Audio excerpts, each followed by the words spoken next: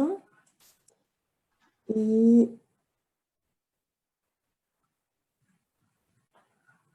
ok, bueno, decíamos que el coeficiente de variación, también se llama coeficiente de dispersión relativa, se define como el cociente entre la desviación estándar de una variable X dividido por su promedio en valor absoluto. Ahora, ¿por qué en valor absoluto? Porque el coeficiente de variación es una medida de variabilidad y yo les dije que todas las medidas de variabilidad son mayores o iguales a 0, ¿ya? Entonces, esto tiene que ser, para que sea una medida de variabilidad, mayor o igual a 0.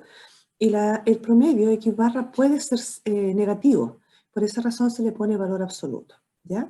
Y lo otro que claramente que si X barra fuera 0, no se puede definir el coeficiente de variación, ¿verdad? Porque está en el denominador. Bueno, ahí está explicado lo mismo que dije en la primera observación.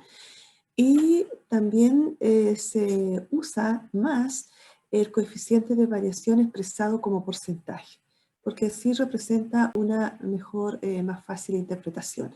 Este coeficiente de variación es una medida adimensional, no depende de las unidades de medida. Fíjense ustedes que si estuviéramos midiendo una variable X, que es el peso, medido en gramos, entonces yo tengo un coeficiente de variación que está dado por la desviación estándar, supongamos 100 gramos, supongamos que fuera la desviación estándar, dividido por el promedio, que podría ser 50 gramos, ¿ya?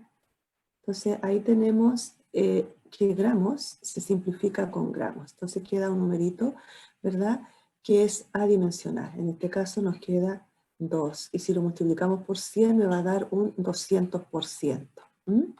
Eso es. Entonces, se dice que este coeficiente de variación es adimensional y que es mejor dejarlo expresado en porcentaje. Algunas aplicaciones que tiene el coeficiente de variación lo vamos a ver aquí. Aquí fue donde quedamos en la clase del viernes pasado. Tiene algunas aplicaciones. Bueno, primero decir que se utiliza para comparar dos o más conjuntos de datos, ¿ya? ¿Por qué razón? Vamos a buscar la pizarra para explicar eso.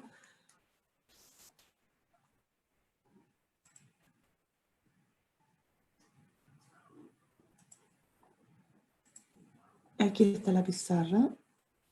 Voy a ver si... Ya, ahí está. Entonces, supongamos que aquí tengo una muestra 1, ¿ya? Una muestra 1, de tamaño N1 igual 80, y acá tengo una muestra 2, de tamaño N2 igual a, pongámosle, 110. Y aquí la X barra nos dio, supongamos, 40, con una desviación de la muestra 1. X barra 1 es 1 con una desviación estándar de, supongamos, 20. Y acá tenemos una X barra 2, que nos dio, supongamos, 58, con una desviación estándar igual a... Y supongamos que esto es en centímetros, ¿ya? Centímetros, y esto es en gramos. Y una desviación estándar de 15 gramos, pongamos, ¿ya? Entonces, si yo quiero comparar cuál de estas dos muestras tiene mayor variabilidad, ¿ya? No puedo llegar y comparar las desviaciones estándar, porque las desviaciones estándar me hablan de la variabilidad, ¿cierto? Porque una está en centímetros y la otra está en gramos.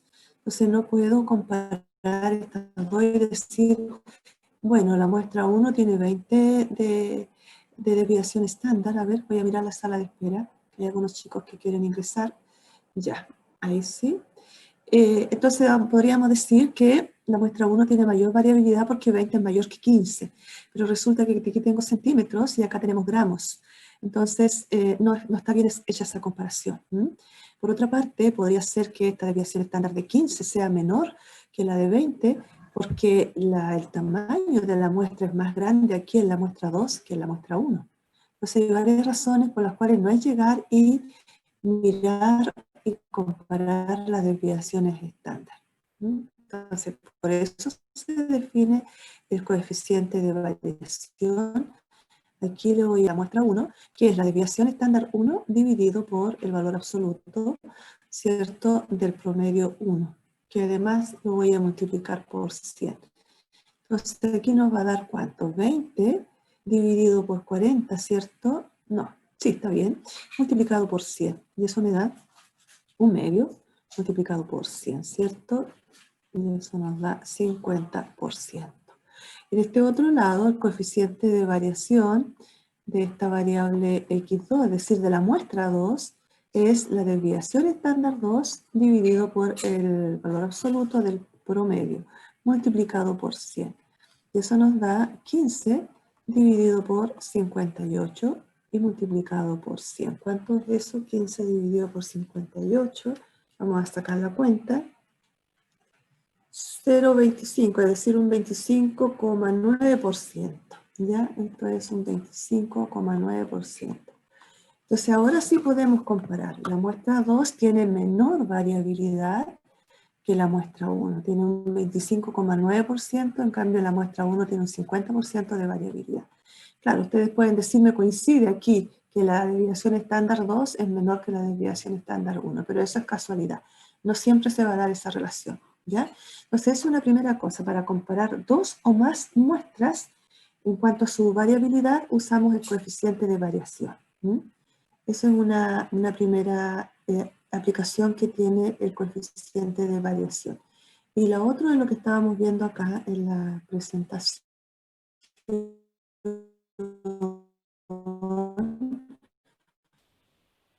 que no sé por qué me puso ahí, voy a tener que buscar de nuevo mi presentación porque no la tengo, acá está. Y aquí voy a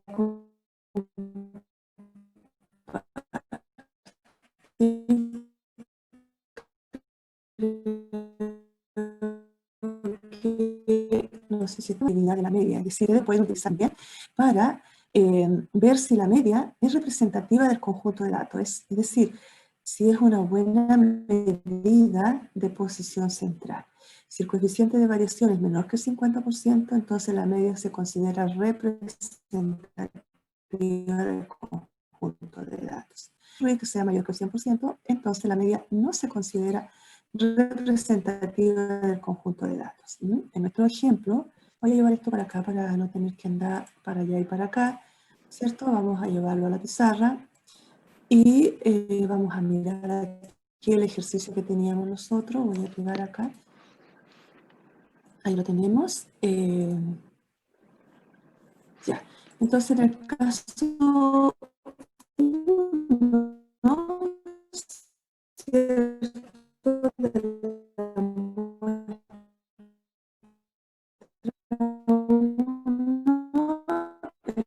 coeficiente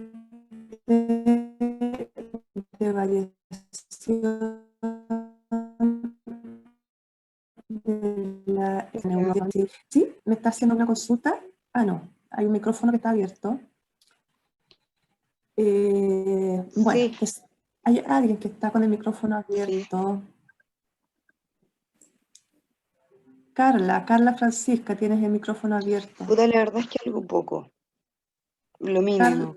Carla Francisca, tienes Sí. tu micrófono abierto y estás hablando por Que no sé teléfono. cuánto acá, lo mínimo. ¿Algún compañero le puede decir? Profe, pero usted igual lo puede silenciar. Sí. Ya. ¿Dónde puedo eso? Sí. Aquí. Ah, no, pero ahí silencia todo, no quería hacer eso. ¿Dónde? Ah, aquí está, ya, listo, ya lo hice, gracias. Bien.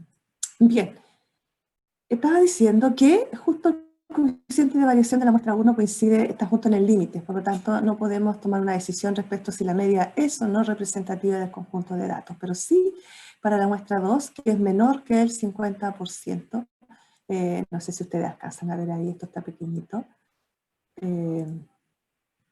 Ahí, más arriba. Ahí sí. Entonces, la muestra 2, podemos decir que la media aritmética sí es representativa de este conjunto de datos porque su coeficiente de variación es menor que el 50%. Eso por una parte. En el otra aplicación que tiene es como una medida de la homogeneidad del conjunto de datos. Si el coeficiente de variación es menor que el 35%, se dice que los datos son homogéneos. Bueno, eso tiene relación también con lo que vimos recién, es decir, si la media aritmética es representativa del conjunto de datos, es probable también que sea un conjunto homogéneo. Y en este caso, 25,9% es menor que el 35%. Entonces, tenemos que el conjunto, la muestra 2, es un conjunto homogéneo de datos y la media es representativa de ese conjunto de datos. También dice que si este coeficiente de variación se encuentra entre un 35 y un 70%, que es el caso de la muestra 1, son medianamente heterogéneos. Hay cierta variabilidad. Pero si este coeficiente de variación fuera mayor al 70%, se dice que los datos son severamente heterogéneos, o sea, tienen mucha dispersión, son muy diferentes unos de otros y probablemente están muy alejados del centro de los datos, ¿ya? Entonces, eso es una de las aplicaciones que tiene este coeficiente de variación. Quizás ustedes también lo pueden aplicar a su trabajo que están haciendo, calcular y comparar algunas variables con respecto a su heterogeneidad. ¿Qué variable es más homogénea o menos homogénea? Para ello pueden calcular el coeficiente de variación, ¿ya? Bueno, lo otro que teníamos que ver y que tiene que ver con lo que dijimos hace bastante rato ya es con las medidas de sesgo. Si me permiten ir rápidamente a una parte por aquí donde estábamos. Acá, ya, más abajito es, para que veamos dónde estamos. No es ahí, sino que después que terminamos las tablas de frecuencia, sí, las gráficas incluso,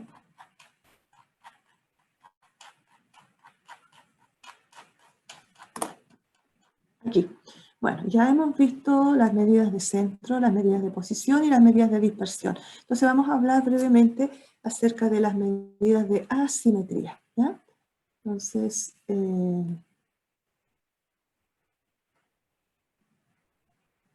aquí vamos a hablar de las medidas de forma o de asimetría. Eso ya está listo y ya está listo. Eso es lo que quiero hablar un poquito ahora. Porque nosotros podemos gráficamente, ¿cierto? Con un histograma o con un polígono de frecuencia podemos ver la forma. De hecho, ustedes ya han hecho algunos ejercicios donde yo les pido comenten acerca de la forma de la distribución. Pero ahora, ¿cómo respaldamos eso que vemos gráficamente con algunas medidas, con algunos números? ¿Ya? Y eso es lo que vamos a ver ahora. Dentro del análisis descriptivo de una variable, es importante saber si los datos se distribuyen en forma simétrica con respecto a algún valor central o si presentan sesgo. Es decir, gráficamente la distribución de frecuencia tiene una forma diferente del lado derecho que del lado izquierdo. Entonces, en el caso de distribuciones unimodales, ya aquí hablamos de la... Ya, eso ya lo dije, ¿cierto? Y aquí me salté esta lámina que dice que dentro del análisis descriptivo de una variable es importante saber si ya lo dije, lo leí. Es decir, gráficamente la distribución de frecuencias tiene una forma diferente del lado derecho o del lado izquierdo. En ese caso hablamos de asimetría positiva o sesgo positivo. Es cuando observamos algo más o menos así en el histograma, ¿cierto? Una distribución más o menos así. Y cuando hablamos de sesgo negativo, ¿cierto? Es cuando tenemos una distribución que tiene una colita para el lado izquierdo, en este caso para el lado derecho. Eso es sesgo positivo o asimetría positiva acá. En este otro caso hablamos de asimetría negativa o sesgo negativo. Bueno, y algunas relaciones se dan con la media, la moda y la mediana. Por ejemplo, acá dice relación entre la media, mediana y moda. En el caso de distribuciones unimodales, es decir, con una moda nomás simétrica, la mediana está con frecuencia, bueno, cuando es simétrica, yo creo que lo dije en algún momento, tiempo atrás, en alguna de las clases pasadas, ¿cierto? Cuando tengo esta distribución unimodal y simétrica, lo que se observa es que estos tres valores coinciden, incluso los cuatro, la media, la mediana, la moda y el rango medio. Eso ya lo he dicho anteriormente. Bueno, pero aquí dice otra cosa. dice que cuando las distribuciones son unimodales, ¿cierto? Pero no son simétricas, se observa este comportamiento que está acá. Quiero bajar un poco, aquí. Se observa que la moda es menor que la mediana y menor que la media aritmética. Esa es una situación. La otra situación es que la media aritmética es menor que la mediana y menor que la moda. En un caso hablamos de sesgo positivo, en el otro caso hablamos de sesgo negativo. Ya lo vamos a ver en forma gráfica. Y el tercer caso fue el que yo grafiqué acá, en que las tres medidas, incluso con el rango medio, coinciden. ¿Ya? En este caso hablamos de simétrica. En este caso hablamos de una asimetría negativa, y en este otro caso hablamos de una asimetría positiva, negativa, y acá tenemos simetría. Vamos a ver eso ahora. Aquí tenemos. ¿Se fijan? Cuando se da esta relación, moda menor que la mediana, menor que la media aritmética, observamos una asimetría positiva. ¿Se fijan? Aquí está el valor más alto de la distribución, la frecuencia más alta, que es la moda. Aquí estamos, moda. La media aritmética se desplazó más hacia la derecha por estos valores que están por acá, ¿verdad? Y la mediana se movió menos, quedó en el centro. La otra vez hacíamos un ejercicio donde calculamos la mediana y la media aritmética de este conjunto de datos, ¿cierto? Que aquí coinciden, es 3, la media y la mediana, la moda no existe, y también hicimos otro ejercicio, ¿cierto? Donde pusimos un valor atípico, que era el 500, y claramente la media aritmética se desplazó hacia este lado, creo que nos daba 102, algo por el estilo. Entonces, ahí se da esa relación. Es una primera forma de averiguar también o de respaldar la simetría que uno ve en una gráfica. En el otro caso, lo que observamos es esto. ¿Se fijan? Acá tengo la moda que está más acá, que es mayor que la mediana, y la mediana a su vez es mayor que la media aritmética, que es este caso que está acá. En esta situación hablamos de asimetría negativa. Ahora tenemos valores extremos que están hacia la izquierda del conjunto de datos. Y finalmente, cuando se da la simetría, que es la forma que se conoce como distribución unimodal, ¿cierto? La campana de Gauss también. Ahí se da el caso ideal en que coinciden esos tres valores. Incluso con el rango medio decíamos. Y en tal caso, bueno, la media aritmética es la que más se utiliza para describir este conjunto de datos. En estos otros casos se recomienda utilizar la media aritmética para describir el conjunto, pero también la mediana. Bueno, hay otros índices o medidas que permiten describir la asimetría. Hay varios. Aquí no los vamos a revisar todos, pero si a alguien le interesa, aquí están. ¿Cómo se calcula este índice de asimetría? Que se llama basado en el momento central de orden 3. Los momentos son estas fórmulas que están aquí. Por ejemplo, el momento 1, que se denota así, momento 1, es la sumatoria de los x sub i menos x barra elevado a 1. Y eso está dividido por n. Está dividido por n. El momento 2 es m sub 2, es la sumatoria de los x sub i menos x barra al cuadrado dividido por n. El momento 3, que lo tenemos aquí, que no se ve el n porque se canceló con el otro momento que está acá abajo, ¿ya? Pero es el momento 3, es la sumatoria de los x sub i menos x barra elevado a 3 dividido por n. En general, los momentos se definen como la sumatoria de los x, como las desviaciones, ¿cierto? X sub i menos x barra elevado a j dividido por n, m sub j. A ver si lo puedo escribir acá. El momento de orden j. Hay varias definiciones, momento central también.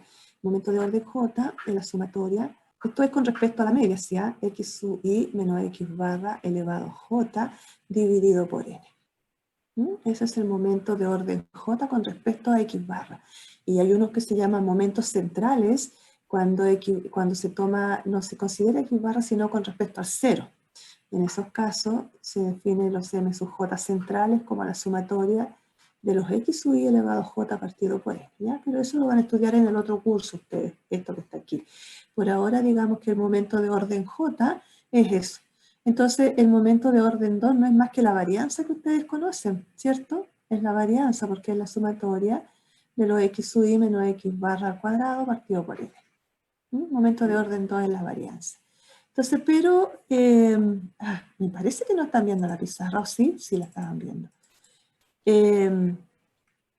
Entonces, lo que yo le estaba diciendo acá es una medida que se puede utilizar para ver o respaldar lo que uno ve gráficamente con respecto a la simetría o asimetría.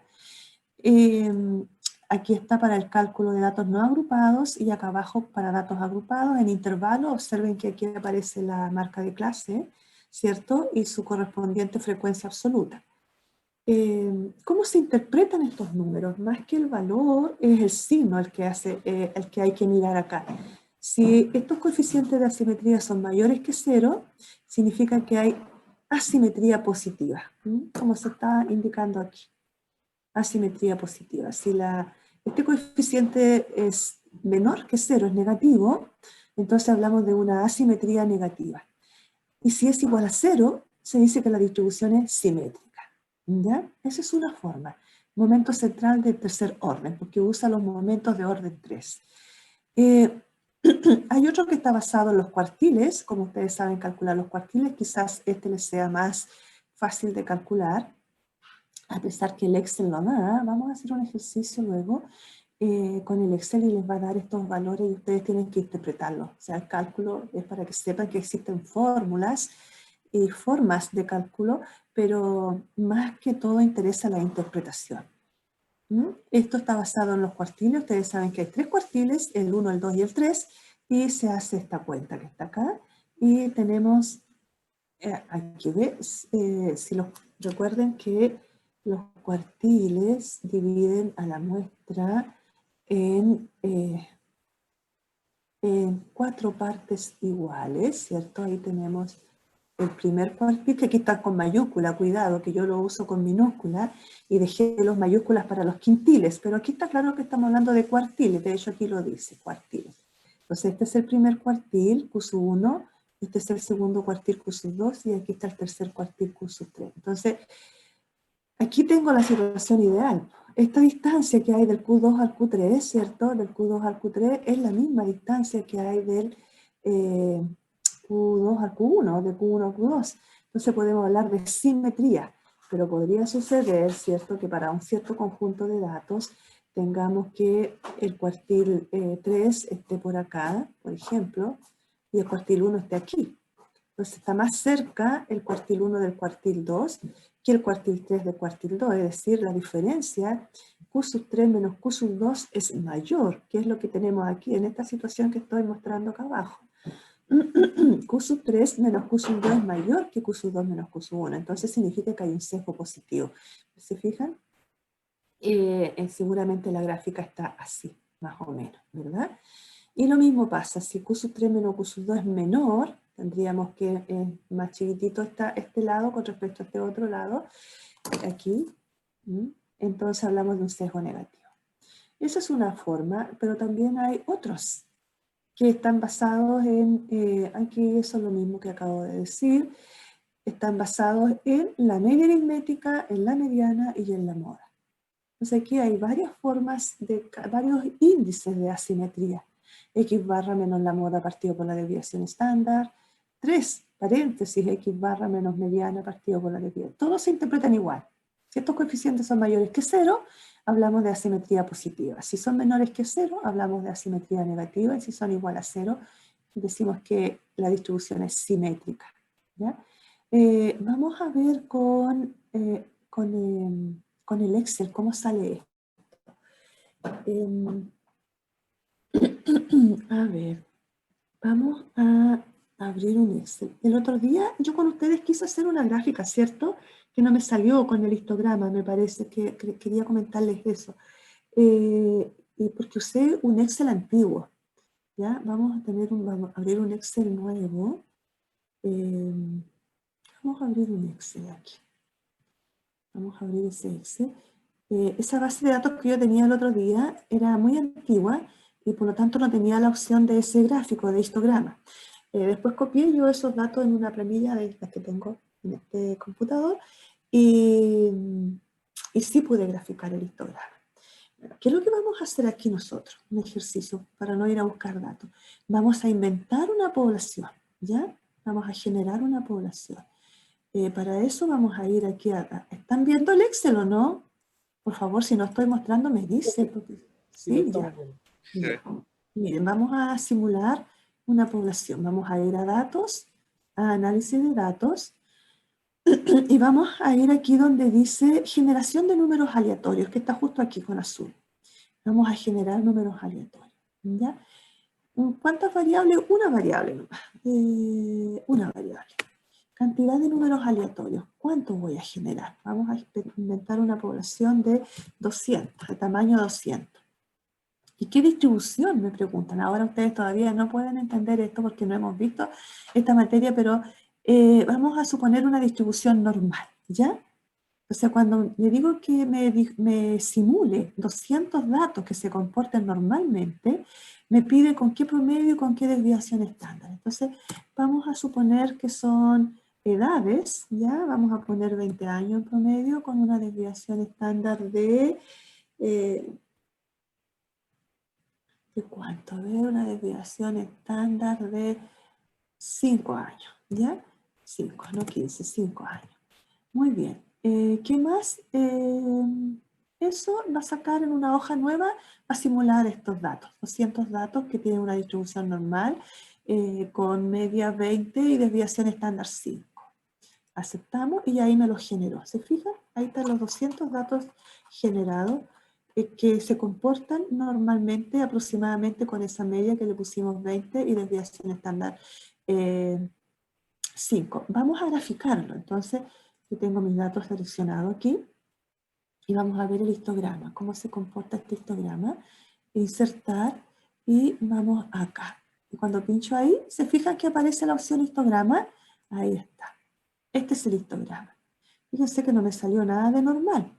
No me salió nada de normal el histograma. Aquí tenemos una situación con poquito, quizás sean muy pocos datos. Voy a generar con más datos porque el histograma no es muy buena herramienta para representar el comportamiento cuando son pocos datos. Voy a tener que generar un conjunto mucho más grande de datos. A ver, pongámosle datos, análisis, generación de números aleatorios, distribución normal. Vamos a poner 1000 datos. 1000 datos. Con esa media y con esa desviación estándar aceptamos. Bien, ahí tengo 1000 datos. Vamos abajo. Ahí estamos. Vamos entonces ahora a pedir que haga el histograma, a ver cómo andamos ahora y luego vamos a calcular con qué media, porque esta es una simulación, no me va a dar exactamente con promedio 20, ¿eh? Ni con desviación estándar, pero va a andar bastante cercano. Hoy hay otra manera más, no, aquí está. Insertar gráfica, ahí tenemos el histograma. Si fijan, aquí se ve más claramente el comportamiento normal. Decía yo delante que el histograma hay que tener un poquito de cuidado porque cuando son tamaños pequeños de datos no representa bien el comportamiento. O sea, uno puede ver cierta tendencia en su comportamiento, pero por eso es que necesitamos de algunas medidas que respalden lo que uno está viendo en la gráfica. Aquí tenemos un histograma, como ustedes pueden ver, aquí hay un centro. Vamos a pedir que calcule también entonces las medidas descriptivas. Y para eso hablamos de estadística descriptiva. Y ingresamos los datos, ¿cierto? Que son... ¿Cómo puedo hacer para que me ingrese los datos sin tener que mover el cursor de aquí hasta abajo? ¿Hay una forma? Sí, pues, conociendo el rango, ¿cierto? De la 1 al A1000. Fácil. Pero ya, lo estoy seleccionando aquí. ¿Puedo apretar clic dos veces en la columna? ¿Sí? ¿También? Ya. Sí. Vamos a intentarlo enseguida con esa forma. Aquí tengo, gracias, resumen de estadísticas y eso nada más, le vamos a pedir eso. Aquí hay otras cosas que ustedes van a estudiar en el otro curso, ¿eh? pero por ahora a nosotros nos interesa el resumen, estadística descriptiva. Y aquí está, ¿ve? Entonces me dio, lo voy a poner un poco más grande esto, 14, y aquí está. La media aritmética me dio 20,1, nosotros le dijimos que trabajara con media 20, ¿se fijan? Y la desviación estándar me dio 5,03, o sea, está bastante bien la simulación. Y aquí tenemos el coeficiente de asimetría, ¿se fijan? Este coeficiente de asimetría que marqué con amarillo es uno calculado con alguna de esas fórmulas, que no sé cuál de todas se usa acá, la verdad, pero me da menos 0,05, es bastante cercano a 0.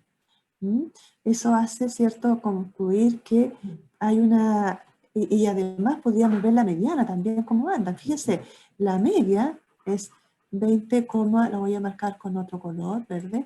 La media es 20,1, la mediana aproximadamente también es 20,1 en un decimal. La moda se nos escapó. La moda me dio 28,5. Ahí se escapó. Y el rango medio no lo tengo, pero se podría calcular porque tengo el mínimo y el máximo, serían 36, 39, dividido por 2, son casi 20, ¿cierto?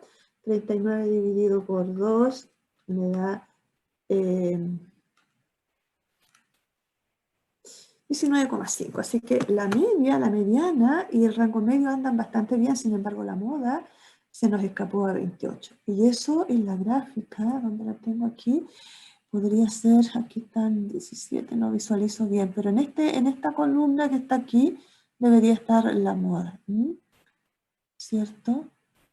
28, algo, sí, 17, no lo alcanzo a visualizar con estos datos que están acá. Pero bueno, si trabajáramos con un software, yo puedo pedirle menos intervalos y ahí se va a notar más marcadamente. Dice que la moda es 28, a lo mejor si nosotros, 28, harto eso, si ordenamos estos datos de menor a mayor, tengo el 2, 3, 5, el 13, el 14, el 15, hay hartos 15, hay un montón de 15, 16, 17, 18, 19, 20 también hay harto. Bueno, el promedio tiene que estar alrededor de ese valor. Es raro la moda que me haya dado un valor tan lejano, ¿cierto? 26, 27, 28, pero sí, aquí están los 28. No sé si serán más que los 20 que vi arriba, porque eso es lo que decía, ¿no? Entonces decía moda 28, sí. No sé, es raro eso, pero uno ve la gráfica asimetría. Entonces, pero bueno, me interesaba hablar del coeficiente de asimetría, que es cercano a 0. Y uno con eso ya puede también respaldar lo que veíamos gráficamente, ¿cierto? Donde estábamos con mi grafiquita del histograma. Arriba.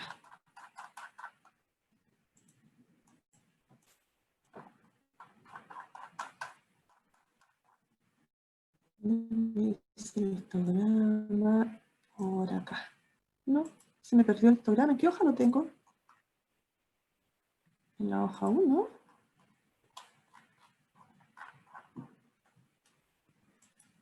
En la hoja 4 tengo la salida. En la hoja 3, ¿dónde está el histograma? ¿O lo pasé a borrar? ¿Alguien sabe qué hice con el histograma? ¿Se me borró? Parece. Sí. Sí, porque estos son los datos, ¿verdad? Estos son los 1000 datos. Tú me dices que seleccione, vamos a hacer el histograma de nuevo, insertar. Ah, pero tengo que seleccionar, me dices ahí, ¿cierto? Ahí y tenemos que hacer el histograma. Ya, ahí está. Bueno, parece que lo borré, sí. Uno puede ver aquí claramente una distribución normal. Bueno, eso es lo que tenemos respecto de las medidas de asimetría, volviendo acá a la presentación. Y ustedes pueden ocupar estas formulitas que están aquí o pueden ocupar el Excel para hacer esos cálculos. La medida de kurtosis o apuntamiento la vamos a revisar rápidamente, pero la verdad es que no le vamos a dar mucho tiempo a esto. Es también una forma de ver cómo los datos se ajustan a una distribución normal. Es decir, esta línea que está continua aquí es la curva normal y lo que está en barritas es un histograma. Entonces, ¿qué puede suceder? Que este histograma tenga un comportamiento simétrico, ¿cierto? Pero tenga unas barras muy puntiagudas, que se escapan un poco de la campana. Esa es una situación, ya voy a volver acá. La otra situación es la situación ideal, ¿cierto? Cuando las barritas se ajustan bien en esta campana que tenemos acá, en esta línea continua, que es la distribución normal. Y la otra es cuando está más achatado el histograma y las barras son más pequeñas, más abajo de lo que sería la campana de Gauss o la distribución normal, ¿ya? Entonces, estas medidas de kurtosis o apuntamiento nos dicen eso. ¿Qué tanto se ajustan los datos también a una distribución normal? Por un lado, vemos, a ver, voy a mirar la sala de espera porque hay chicos que quieren ingresar. Ya, parece que sí. Y Ángel Luis, no sé por qué no me lo muestra, estará ingresando.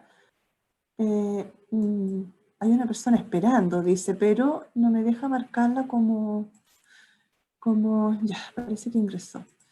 Bien, entonces, ¿qué tenemos? La primera es leptocúrtica, se dice, cuando es más puntiaguda que la distribución normal. Más apuntada que la distribución normal, como en este caso que vemos aquí. Hay una fórmula, que es esta, que yo no quiero entrar en mucho detalle, pero es esta que está acá, que se llama acá. Coeficiente de aplastamiento de Fisher, que se calcula con el momento de orden 3 también, de orden 3 y orden 4, orden 4, perdón.